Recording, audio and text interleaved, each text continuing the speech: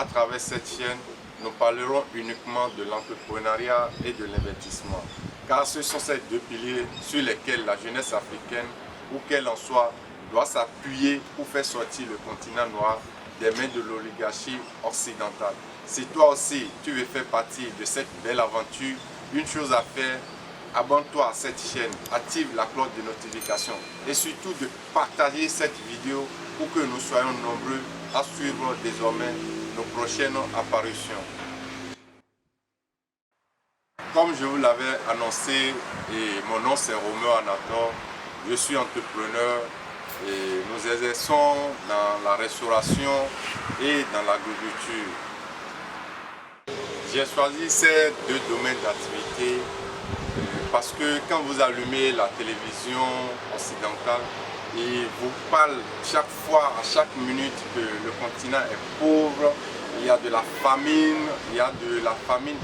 à n'importe quel moment vous allumez la télévision, on ne fait que vous parler de la pauvreté du continent.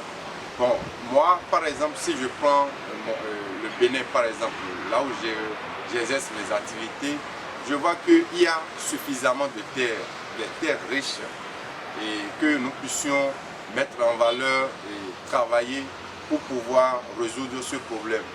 Et je vois que la majorité ne s'intéresse pas à l'agriculture, c'est pour ça que j'ai décidé d'investir dans l'agriculture afin de pouvoir résoudre ce problème pour que désormais on ne nous traite pas d'un continent pauvre. Entreprendre, c'est d'aller sur le marché pour apporter une solution auquel les gens sont confrontés. Ça peut être une innovation ou une création. Mais entreprendre ne veut pas forcément dire une innovation.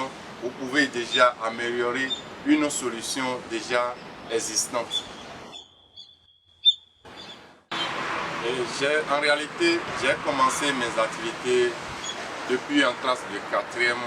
Et en ce moment, c'était les jobs de vacances que je faisais.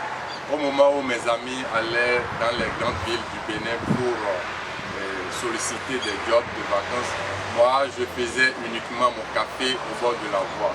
Et pendant ce temps, ça me permettait de payer les fournitures scolaires et la première tranche de ma scolarité avant que mes parents me viennent au secours. Et après le bac en 2013, j'ai constaté qu'il y a beaucoup de disponibilité, il y a beaucoup de temps libre de se rendre en l'amphi. Nous avons beaucoup de disponibilité et cela m'a permis de recommencer mes activités, de recommencer avec mon cafétéria. Et mon café, ce n'est pas cafétéria en quelque sorte, et ce que les Haoussa font en généralement installer une table et 2 bancs. Donc c'est comme ça que j'ai recommencé.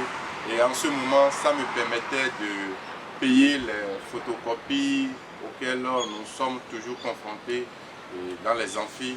Ça me permettait de payer mes photocopies. Donc, et gérer aussi mes besoins de nourriture, logement et autres.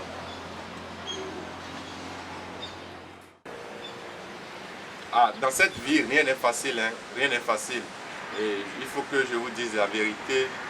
Mon parcours, ce n'était pas facile, mais je vous dis, si on s'adonne et si on prend au sérieux tout ce qu'on fait, on finira toujours par s'en sortir.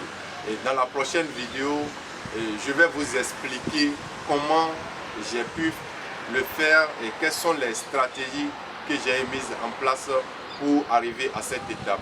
C'est pour cela que je vous invite à beaucoup partager cette vidéo pour que nous puissions atteindre un bon nombre de personnes afin de pouvoir diviser facilement nos prochaines apparitions. Merci beaucoup, à bientôt.